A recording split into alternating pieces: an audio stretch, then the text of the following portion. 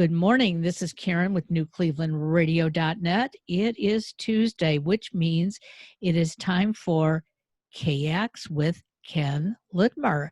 And Ken, we put out a post last week and we said, if you have a question to ask the therapist, because Ken is a family therapist, please contact us. We'd like you to be part of the show. And we didn't get a lot of takers on that this week. Streaming hordes by the thousands. We had to shut down the internet because they didn't all the responses that everybody's got a question in there somewhere about, if I had a chance to ask a shrink about my wife, I would ask her, or my kid is this and I would like to know about that. And everybody's got that kind of stuff, but I don't think anybody wants to go out publicly and admit you got it because therapy is kind of private. So I think therein lies the problem. Well, but I just think there are daily issues that people are getting upset about that they could discuss. And I'll just give you one, and you may have seen it on my Facebook page. And the opposite, before we begin, and the opposite is true. Like if you look at Dr. Phil, I mean, it's all emotional problems, and there's everybody up there crying and carrying on. I mean, but there are those that like the drama and like the attention and stuff. But so I think you could get a few of them that could wander into the room and ask their question. But we'll start off slow. We'll take what they sent us, and hopefully we can build from here. Because I like the idea. I really like the idea that we could have a forum and a format for being that we're all shut in, everybody is inside, and maybe this could be a way for people to get some attention, get some questions answered, and talk about your neighbor. Okay. Well, we did get one question that really stands out to me. Okay. And especially, 4 weeks before the election at this point. And I had a woman who wrote in, and I don't know her. In fact, she didn't even give me initials to her name, and her email address doesn't even sound like, anything that, you connect with the name. But anyways, she wrote that both she and her husband are on opposite sides of the fence. She says, my family is split on the upcoming election. Or should I say my husband and I have different views. He's a Trump supporter. I am not. But she's feeling violated that he supports Trump. She doesn't know if this is a marriage breaker or not for her. They've been married 22 years. It sounds like this couple doesn't communicate real well, at least from my point of view. I mean, if she was sitting across from you now, what would you tell her? Well, before I would tell her anything, I'd probably ask her 300 questions. Okay. In terms of, when you get to the point where you say we're at opposites. She didn't say we're a loving couple and we have a dilemma because, we are split politically, intellectually. I like interesting biographies and he likes comic books. But, that would be, or I like to go to the shore. He likes to go to the mountains, or I like movies and he wants to go play soccer. Those kind of, are normal for married couples. They have different interests. They have different ways in which they express themselves, et cetera, et cetera. But when she starts off and she says, we're at the cliff, what should I do? That kind of puts a therapist in a box to answer that question. That's really, it turns out, it's never the question they ask. If you're a therapist, it's never the question they ask. There's always another issue that's deeper. There's another layer. So what I would look for here is how have you dealt with your differences before this? How did you solve, I want the kid to go to private school. I want the kid to go to public school. I don't like the friends your son has. I want different activities. I want different vacations. I want whatever. How did you go about solving those problems? That would give you an indication. Did they compromise? Neither one got fully what they wanted and they went to a neutral third place? Or did they alternate? One year we went to the mountains and next year we went to the shore. So it depends on their history of how they solved their conflicts.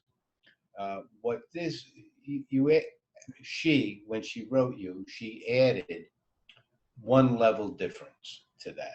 she said, "I feel personally violated." Now that's a different signal. Okay. That that sends up a different signal. Violated is really a strong word. So that has most likely aggressive or sexual connotations. So now, maybe is Interesting. there a history of violence in that relationship? Is there a history of him supporting or him supporting people that have violated others? And that's what she's responding to because Trump has a history of that kind of behavior.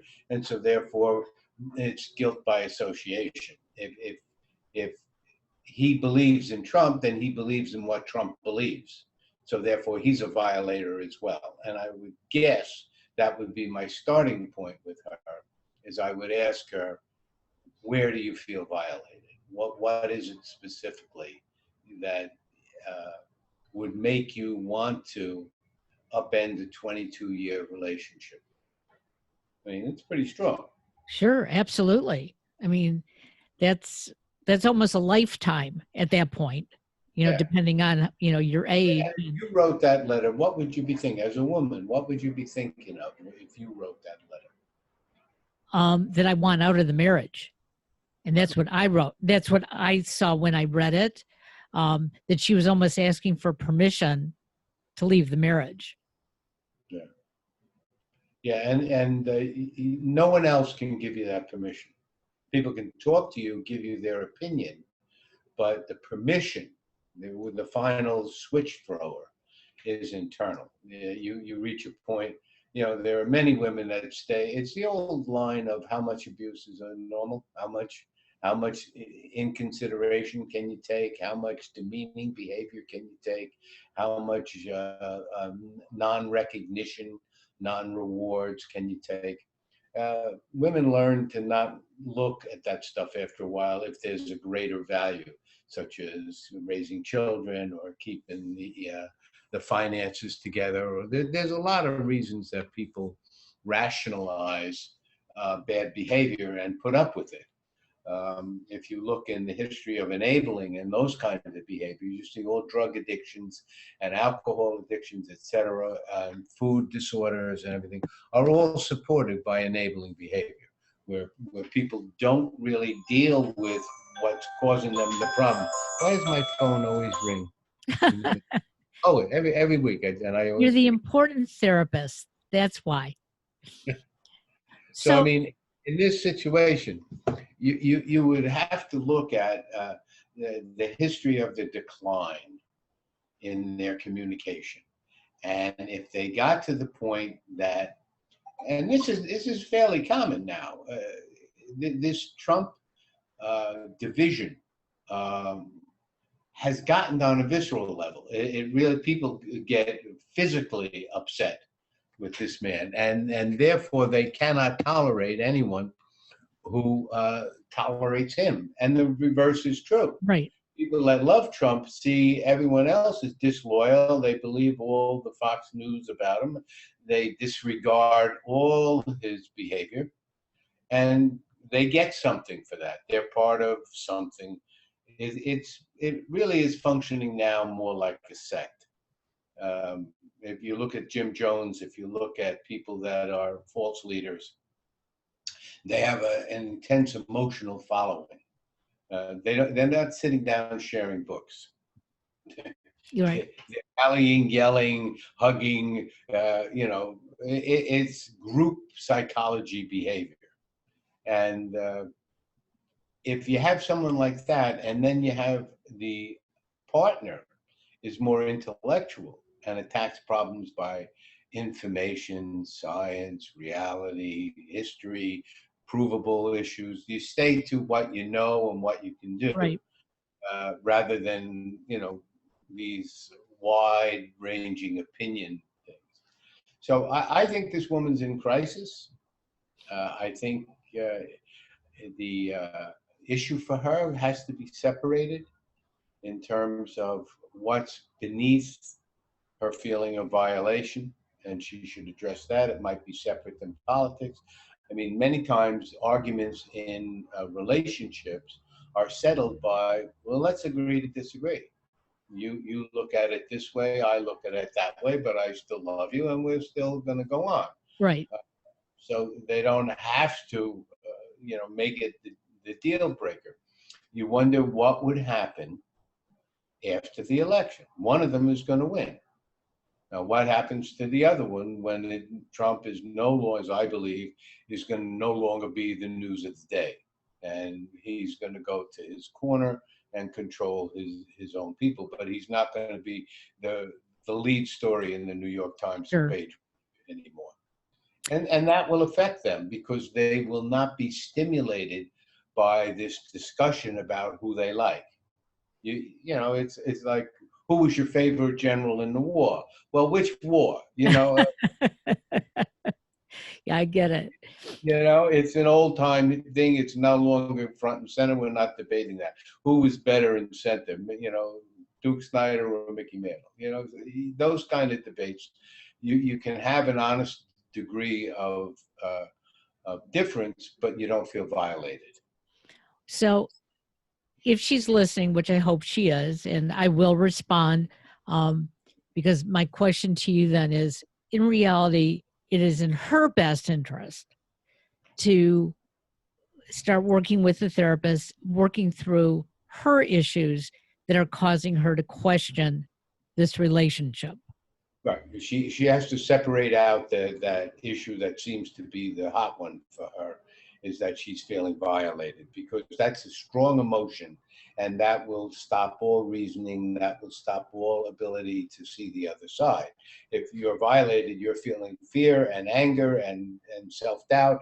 You have a lot of things going on at the same time, to which you have to sort them out before you throw in a marriage conflict on top of it. So I would prioritize that statement and have her deal with that, and then look historically at what successes they have had in compromise and conflict resolution within the marriage, to see if there's still a framework still in place between them. Sure. Or have they ceased all intimacy? I would think this would affect their intimacy. I would think it's going to affect a lot of things. Yeah. It's an aggressive and sexual thing underneath. If you peel away the outside, right, you find a core there, and that's going to be a hot core, and you don't just turn that on and off. That's very sensitive, and when you feel someone encroaching, that they want something out of that area from you, there's a defensive wall that's built. It's a self-protective wall. So I am assured that she is quite walled off at this point. She has to be, because you can't live with that without somewhat compartmentalizing it or rationalizing it, intellectualizing it, doing something. And what I'm hearing in that note is that it's breaking through. Right. Well, that was a great way for us to start the show. Hopefully they will be able to work things out. Look, as a family therapist, that was never my goal. My goal was not work it out so that you can stay together. Many times, people should be apart. They don't have enough respect for one another. They're not living respectfully with one another. They're not living lovingly anymore. And if they have children, they're not modeling the right thing. So as difficult as divorce and separation and two households are, I find that kids did better if the next relationship moved on for both parents and both were happy. Then divorce is not an issue. If one moves on and the other one didn't move on, and one is still blaming the other one for problems, and they got lawyers involved, that's the ugliest world you ever want to live in. It is where the lawyers are in charge of the relationships, and they say, don't talk to one another. Right. Yeah, because they can make a fee by them talking to you, and you don't get to talk to one another, which is really the ideal here. Well, and when I said work it out, that's exactly what I meant. Work it out for yourself so that you're in the right place. Because if you're not in the right place, you are going to feel angry and violated. And for a lot of people, and it'll put you to yourself and others when that's really, what's going on with you. You're going to filter everything based on, if you're feeling that, wow, this is an unhealthy person I'm with, and he believes in unhealthy things. That's hard to, when you get a parenting issue coming up and the kids are listening. How do you deal with it? What do you say? There are things you shouldn't say to kids. You shouldn't give them your problem. You take your problem into your room and solve it together. When you've solved it, come out, tell the kids you solved the problem, or you didn't solve the problem, but you're working on it. But you don't bring them into the mix to help solve the problem. So my guess. I hope uh, this woman is watching her, if she has adolescent daughters or adolescent sons, watching their behavior, because they have picked up what's going on in that house. Absolutely. And Absolutely. in my 12 to 14 chapter in one of my books, I wrote about that's the age that these kids start acting out aggressively for the boys and usually sexually for the girls. That they make their entree into their young adulthood by rebelling against their parents. And if they see that kind of stuff going on in the house, that's an avenue for them to go out in the world secretly and get their needs met one way or another. It's a very dangerous time. So my caution is a caution to her, and it's a hypothetical because I don't know if she has kids or how old she is or anything else about her. But I'm just saying that it fits the profile of married 22 years, would put her in her 40s, and in her 40s she might have teenagers. So keep your eye on it. Absolutely. Well, you had some questions too that you wanted to share with us. You had a couple others there. Yeah, well, I do. Um, so and this one I think is quite interesting because obviously we do a Zoom show and almost all of our podcasts are now on Zoom. And so I do have to look at myself directly. But this woman writes that she hates using Zoom or Skype because she has difficulty looking at herself on the screen. She feels less than the other people who are involved. And yet she gets up, she gets dressed as if she were actually going into work for a meeting, and others look like they've just rolled out of bed, but they all look like they feel comfortable. She's feeling awkward. And she's asking, is this normal? You would not use the word normal one way or the other. Okay. This is more of a continuum. When you get up and you look in the mirror, what do we see? Some days we look better than others. Some days Right. we like what we see. Some days we say, oh, I should lose some weight. I should cut my hair, or I should grow my hair, or I got to cut that beard, or I got to use new eye makeup, or I got to get a new look. I mean, people are always doing, especially women, where they're being bombarded since they're teenagers with their appearance, etc. So, being a therapist, I would ask this woman, what's your mother think of what your looks look like? Because that's where you get your praise. That's where you get your value. That's where you get your validation. It's also where you get your headaches. It's where you get your criticism, where you get you're too fat, you're too skinny, your face is too long, your left eyebrow is higher than your right one, and on you go with raising girls. So I would ask her, has this been going on all your life? Before there was Zoom, when you got up and your only Zoom was your mirror in your house, what did you think of yourself then? Maybe you thought you were okay. Might have been that just the opposite. Her mother thought she was beautiful, her father thought she was beautiful, and everything was rosy and the world was wonderful. And then they opened up the front door and she went outside. And when she went outside, whoops, she wasn't the most pretty. She wasn't the most beautiful. She wasn't the smartest. There were other girls out there, other guys I knew who were prettier, smarter, more talented. That's the world of socialization. We leave the cocoon of where we are the king and where we are the queen, where we're raised that you're the best thing since chopped liver, and you go outside in the world and, well, let's see how you rank up. That's normal. So if she is continually disparaging herself and demeaning her own self value, then I would talk to her about self esteem. Because what you're talking about is, maybe you're overly critical. Maybe you're a perfectionist. Maybe there's a standard that you will never reach, and therefore you're looking at it through the eyes of I'm only 72 and I need to be 92. But it's the difference if you're saying I'm 32 and everybody's 72. So I'd have to know where she sees herself on her scale, and has it historically been true? Was there ever a time that she felt normal, part of the crowd, as good as, equal to, words of that kind, where her self-esteem was not the issue when she got a reflection of her own image? Obviously now she's suffering. I feel for her, because what a hell of a way to have to deal with, business. The Zoom is business, and Right. if you're seeing other people, my guess is this is a historical issue. People didn't just appear because they now are an image on the screen. When she was in group meetings at work, she would have the same thing. So with self-esteem issues, what we try to do in therapy is isolate them. Do you feel smart enough?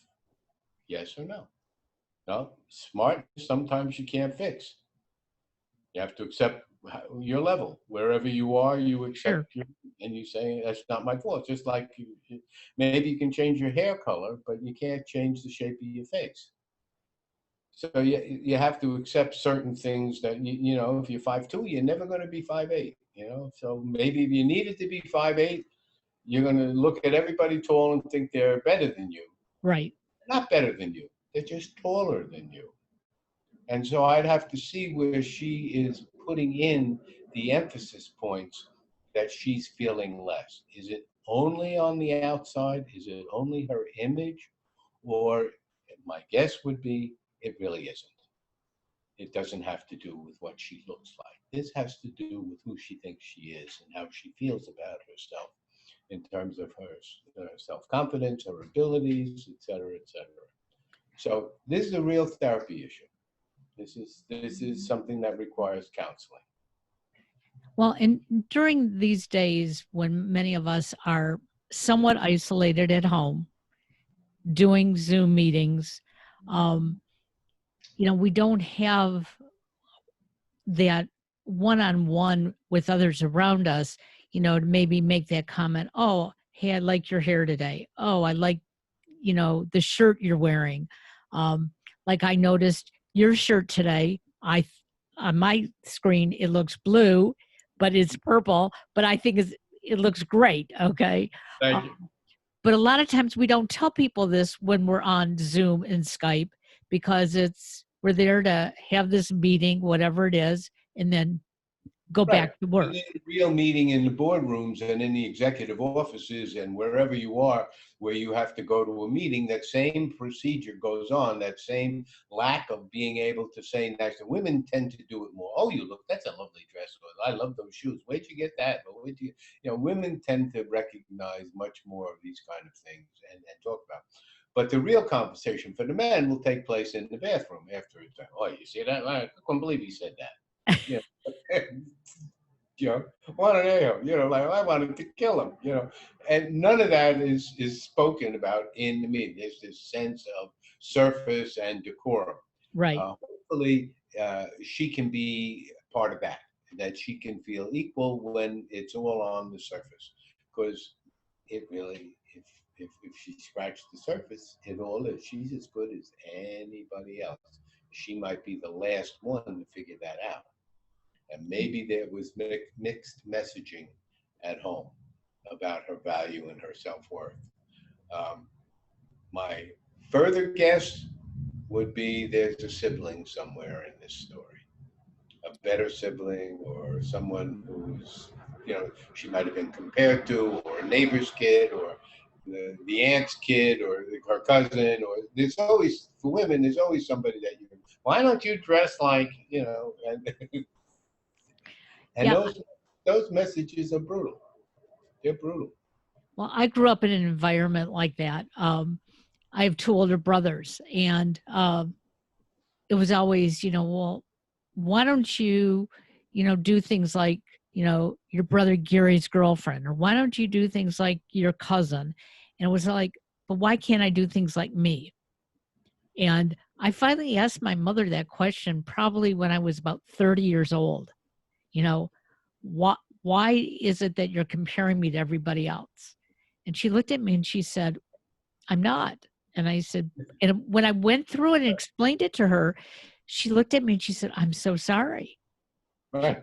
She said, that was conversation. And I said, well, it was conversation that really made me feel less than I was. And what does that tell you about you? Um, that I wanted to satisfy everybody else other than me until that day. And somewhere in your teenage years, you had that same feeling. Oh, yeah. And you had a better chance in your teenage years for yelling at her and telling her what she was doing to you. But once you become adult, then you get all the defenses and all the social propriety and all this value of other people and everything. But when you're a teenager, you're the center of the universe. It's your own world. And here she is bashing it. And Right. most kids tell their parents exactly what you're doing. And hopefully, I wanted to say, I wished you had. You would have saved yourself a lot of years. Yeah, exactly. Then she would have listened. If she listened now, you might have had to say it louder and stronger and cry while you're saying it and show her the hurt you had. Then everybody responds to that. You see, when you've hurt a child and they're crying and they look up at you and you know you've done it or you've said the wrong thing or you've hurt their feelings, I mean, that's brutal for a parent. Right. So I used to tell kids, turn it on, kids. You're going to you want to get your point across, man, look hurt. Don't look angry, look hurt. And you're a Interesting. much better shot at getting your message heard. Okay. Yeah, so you could have said maybe 14 years, 15 years of the Yeah. same. I gotta tell her she's gonna stop this. Well, and self-esteem is something that a lot of us um, we don't have good self-esteem for a lot of us because we've been brought up as doers and we want everybody to be happy, and it's nice to want other people to be happy, but what I finally learned when I was 30 years old, if I'm not happy, I can't make anybody else happy. I can't even induce that happiness. So, um, I mean, most people who know me before I was a therapist know that I pretty much had to raise myself. And watch out when you're your own teacher, because you can tell yourself a lot of things that are really wrong and you believe them and act on them, and et cetera, et cetera. And then there's mid-course corrections from the world. The world will eventually teach you what you need to learn. uh, and in so many ways, I was kind of raw edged. I was tough because I was a street kid and I made it on my own. But with the point we're talking about is when you leave the cocoon of your own family and you go into a wider world, and then you see how you size up. And for me, the greatest boost to my self-confidence and who I was the military. Because when I went in the military, you see everybody. I, I was having, in my basic training, I had people that had never seen a knife and a fork. They were eating with something called a poon. It was a piece of wood that was shaped like a spoon that was cut. It had ridges in it, and it was a fork and a spoon, and they called it a poon.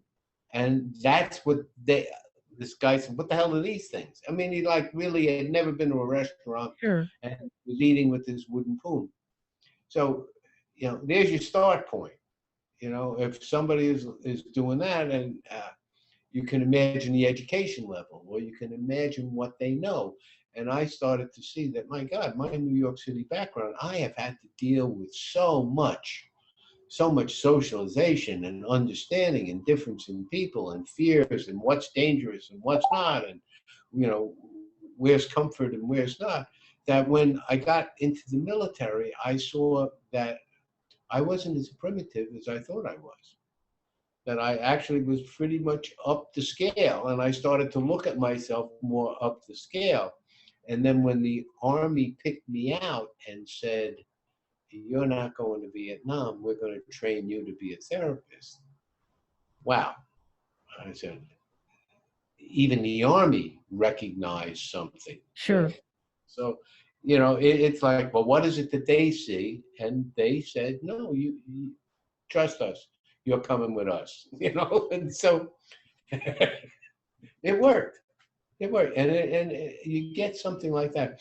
It brings up the idea of self-esteem has to do with mentorship. If you have the right kind of mentor, some kind of role model who says, this is in you, I want to bring it out. A good acting coach does that. You learn the same thing on an acting stage as you Sure. do in the boardrooms. You learn how to develop your skill set. You learn how to be able to get it across and be able to communicate it effectively. And therefore, then you get more responsibility, and then come the big bucks. So, I mean, it's the same process.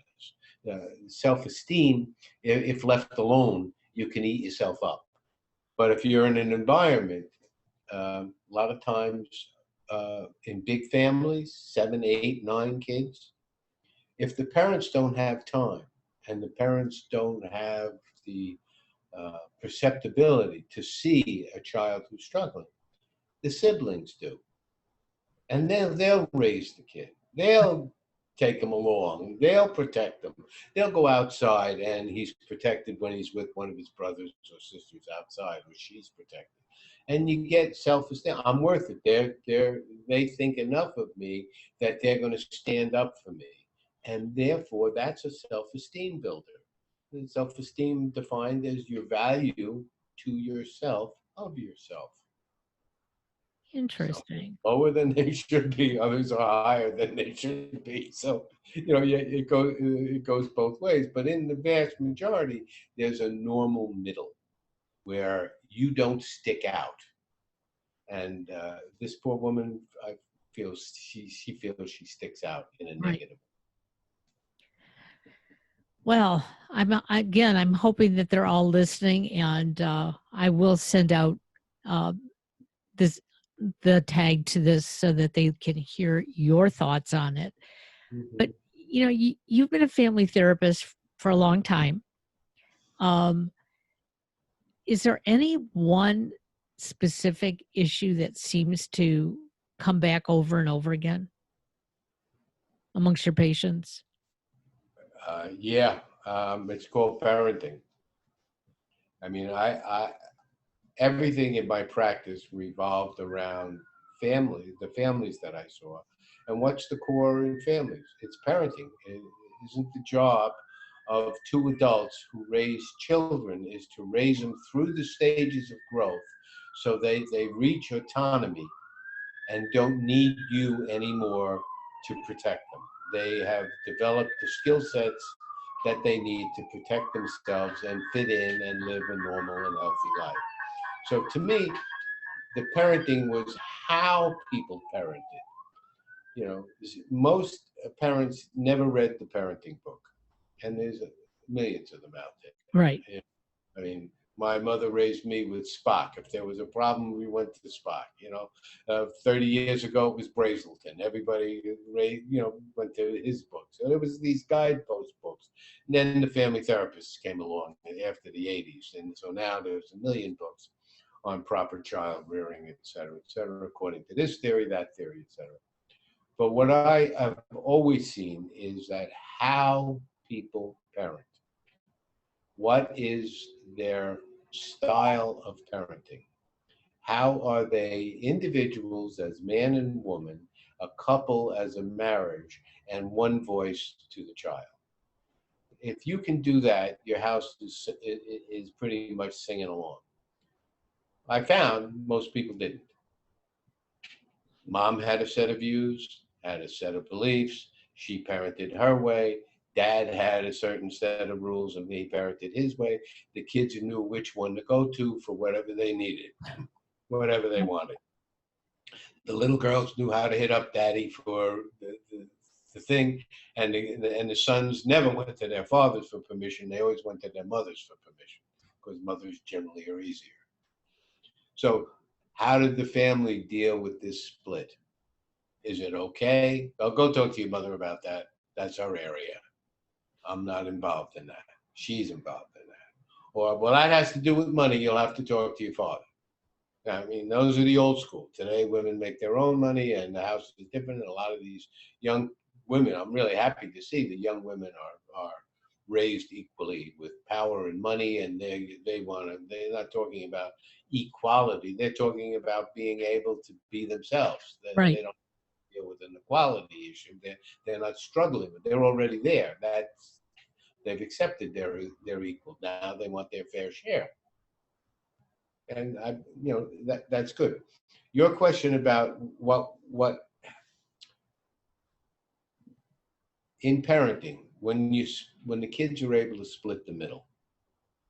Now, let's get mommy and daddy to fight because then they won't be paying attention to what I did yesterday or what you did yesterday. And so kids are good fire starters. They know where to set a fire in the house, and so they'll draw the parents' attention, and it's always away from something they did. They're always pointing out what somebody else did or somebody else's lack of responsibility or how somebody's decisions impacted them, and please help me with that. So that everything is points gaining with kids. You scored last, I owe you one. I'm going to get you back. And so if the parents are not on it, if they don't have this communication process where all conflict in the house goes to them first, where they discuss it among themselves and come out with a agreed upon front. That's what sets the levels of childhood and adulthood. We're adults, you're still a kid, that's why you still have to listen. You don't know everything yet. You may at some point, and we'll relinquish the crown. But right now, we're still in charge, and this is what we believe. No, you can't wear that to school.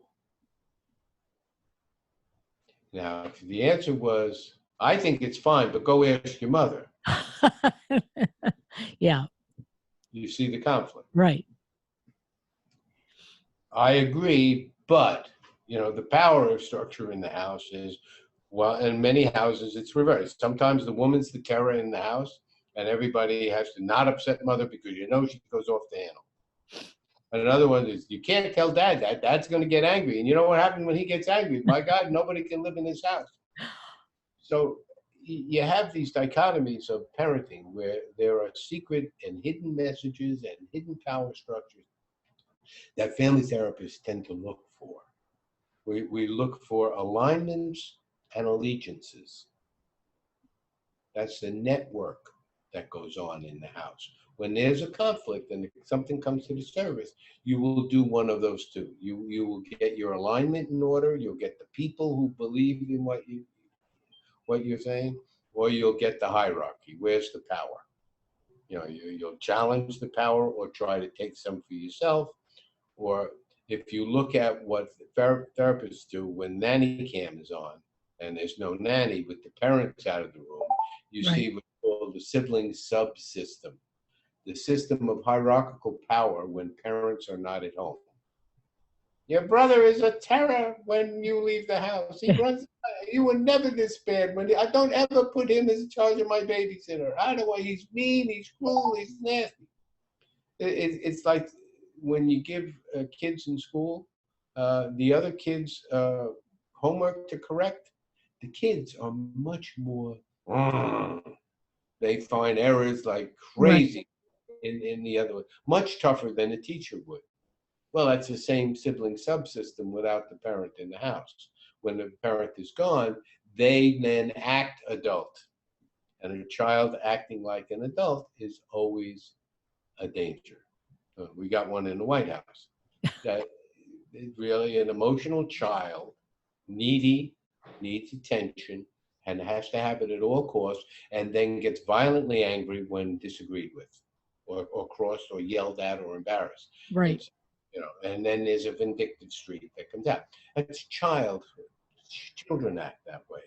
I'm going to break your doll, I'm going to smash your truck, I'm going to get you back, and I'm going to do it secretively. So, when you're looking at this kind of stuff, you're looking for how the parents handle the conflict in the house, how's authority distributed down the line, and is there equal and fair play for all? I love the old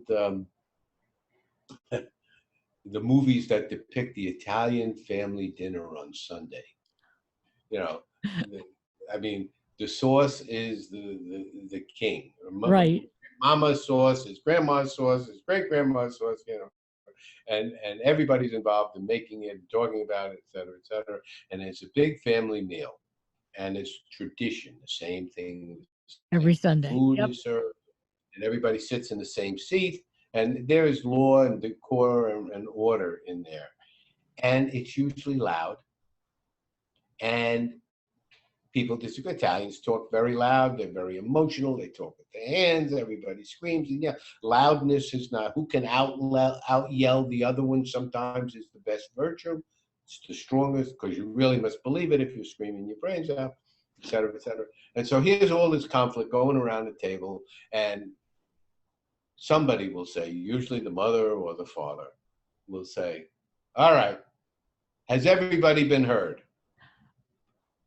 Not agreed with, not sanctified. Have you been heard? Yeah. Okay, let's eat. And then it all goes away. And now everybody sits at the table because there's no yelling, screaming during the meal. You do that before the meal and maybe after the meal, but during the meal, everybody, and I love that. I love that. That's the strength of family. We can be heard, we can disagree, we can have conflict, but let's eat.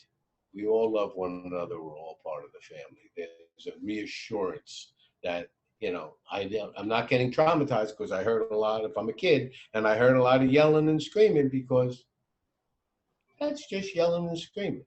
We still love one another. Interesting. It's interesting that you bring that up, because didn't grow up in an Italian family, grew up in a Jewish family, not much different with the yelling and the screaming. And as a child, if my father walked into the house after work, didn't say hello with a smile on his face, I automatically thought he was mad at me, just the way I was. And I could actually get my father mad at me because he'd look at me, say hello, no smile. I would start to cry. And then he would get mad. What are you crying about? And we'd be like, because you're mad at me. Well, he wasn't mad when he walked in, but by now he is. He got mad because you cried? Because I was crying, because I'm assuming he's mad at me, and he's had a long day, and he doesn't want to deal with it. Ask you why you thought he was mad at you? I have no idea. To this day, I have no idea why I ever thought that. But it went on for years. Pardon? Did your brothers feel that? Oh, no. My brothers probably never even said hello when he walked in the door. And it didn't bother them? They didn't take it personally? No. I just wanted... What did you learn in this story? I had very low self-esteem. Oh, I don't think it was so much that. I think how sensitive you were. Oh, well, yeah.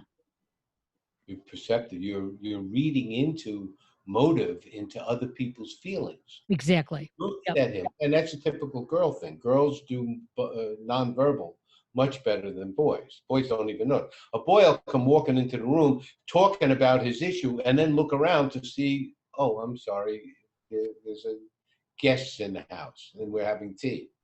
A girl will walk in, size up the situation, see, and know to come back at a different time. She'll just turn around and walk out of the room without saying anything because her nonverbals picked up wrong time. Boys don't do that. So in your way, you were trained already. You were picking up emotional attitudes, and your problem was you were personalizing it. Yep, absolutely. You Why isn't he happy to see me? How come he doesn't smile when he sees me? He comes home, I must not be important. If he comes home and he's grumpy looking at his home, I'm not out. I didn't abuse him all day long on the job. I didn't yell at him. I want him to come home and smile and give me a hug and ask me how I am. Exactly. Sadly, I didn't have a therapist back then. Yeah, well, see that's why I did what I did, is to get into homes. Your home is a normal example of a normal. What are we talking about? Dad coming home from work and he's grumpy. How many houses fit that bill? You know, I mean, a lot of times Dad go for repair before they come home. They stop at the local saloon, you know, and pound down 4 or 5 drinks before they come home, because Right. that was their way of coping with the miserable day. So now they can come home and just eat some food and go to sleep. Not effective parenting. Interesting. Not Wow. effective parenting. Well, You we've know, learned a lot today, I think. that's why So, they pay me the big bucks, Karen. so do you miss not, having patients on a daily basis? Not so much do I miss the patients as I miss the teaching. I miss having all the students. You know, I had a lot of graduate students in Columbia and Yeshiva and Hunter, and they would come out and I would have a session, I conduct a session, but then I do a teaching session afterward. Or Okay. I would, I was big on doing workshops. I would have video therapy workshops. Uh, so I like being able to supervise, have another therapist come in and present the case to me, tell me the presenting problem, what the historical issues were, and then I would ask them, what did you do? How did you intervene? Why did you intervene there? Why didn't you wait longer? Why didn't you see this, et cetera, et cetera? Where, more seasoned you are, you don't bite at the first issue somebody presents you. You're waiting to see what that connects to and how deep it goes. So that's what I miss. And that's, I guess, what's part of why I want to do the show, ask questions, because then I can get into the teaching aspect. Absolutely. So, as a therapist, you're different from a personal coach. A personal coach is more like a mentor or a guide, but you're doing something very similar, aren't you? Like a personal coach trying to help us make better decisions for ourselves. The difference is a personal coach can tell you exactly what he thinks you should do. Do this, if you're trying to get a job, here's the standard way of getting a better job. Let's look at your resume, number one. Take that out, put this in here. This is how you act at a personal interview. This is what you do. This is what you don't do. So they're much more direct, hands-on, yes, no, right, wrong. Therapists tend to, their guidepost is, don't do self-destructive behavior, don't do uh, diminishing behavior. So which you would say, well, there might be another way to look at that. Let's look at it a different way. And so then you call reframing. You reframe the story in a much more acceptable position where they get to see themselves acting ineffectively. And they go, ooh, yeah, I see what you're saying. And then they make the decision, I got to change that. Rather than you telling them you got to change that, you use a context to get them to figure out what they should do. But Uh, yet there is this normative, normal behavior, quote, that it's called mental health. There's mental health guidelines. There are things that are healthy and there are things that are not healthy. If I'm anxious and nervous and I start scratching myself with a razor, it might get rid of my anxiety, but look what I'm doing to myself. So is that a productive behavior? Should I ignore it, not look at it, or should I say, well, that's really not good for you. So we'll have to find out why you're doing it, and then we'll see if there's alternate behaviors that you can do instead of that. Do you want to explore that? Because it hurts me to see you hurt yourself. So you can get personal and give a value to a person's behavior. That's a good behavior, that's a bad behavior in the wider sense. But the bottom line is not my personal belief. There's a body of knowledge out there called normative behavior. And so what you're trying to do is help people stop their self-destructive or unproductive behaviors and adapt new ones. Therapy is two words: understanding and change. The more you understand, the more you're able to change. And so when you get a problem, you're acting out of previous patterns without so much understanding, as if it's a known road. It's familiar, so you keep doing the same thing. Right. And only crazy people do things over and over that don't work. Most people learn that if that doesn't work, even the monkey, can figure out if the stick is hollow and you're sticking it in the ground for the ants, you can't get it. You have to have a hollow stick that you're sticking in the ground. If it's a solid stick, you can't get the ants. You have to so throw that one away and use this one. Adaptive behavior. Well, I think this is a great place to end it today for us to think about understanding behavior and changing behaviors, especially behaviors that are detrimental to ourselves. And one of those behaviors And of other mine is behavior. hate. If you're a parent, then that includes parental behavior in terms of things that you're doing that are either promoting emotional self growth in children and healthy adaptive behavior or not. Beating a kid because they won't listen never teaches them anything other than you're violent. Well, if you have questions for the therapist, we want you to write us at newclevelandradio@gmail.com. I will pass those on to Ken, and we can have another therapy session. Let's do that next week. Let's follow up, and we'll see if anybody out there is listening, and maybe our conversation sparked some thought on their part where they might come up with a question today that they didn't have before they listened to our show. Sounds wonderful. Well, have a great week, everybody. Stay healthy and wear your mask. Bye. Yep. Bye, Karen. Bye.